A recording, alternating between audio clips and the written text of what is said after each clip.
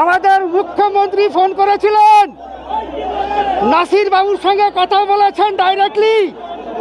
উনি কথা দিয়েছেন এই কেসের সঙ্গে যারা যারা জড়িত কাউকে ছাড়া হবে না, এবং আপনাদের আমি কথা দিয়ে যাচ্ছি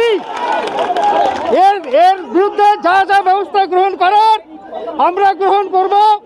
দোকানের ক্যামেরার ফুটেজ দেখে আমরা দুজন ছেলেকে সন্দেহ করেছি।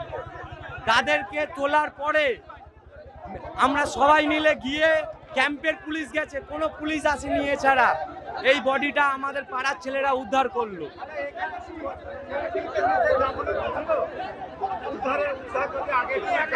না, উদ্ধারে শুধু আমাদের ছেলেরা ছিল, আর ক্যাম্পের একজন ব্যক্তি ছিল, বয়স্ক ব্যক্তি। আমার নাম অরূপ নস্কর। মেয়েটাকে যা পজিশন বোঝা যাচ্ছে, কিছু ছেলে ছিল 4 জন, আর এই আছে এই জোবানো ছিল জলে।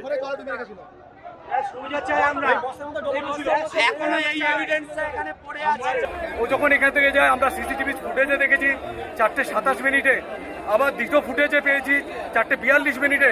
এই 15 মিনিট ডিফারেন্স, সেখানে মাত্র যেতে লাগে ম্যাক্সিমাম 2 থেকে 3 মিনিট। এখানে আমরা সন্দেহটা পোষণ করি।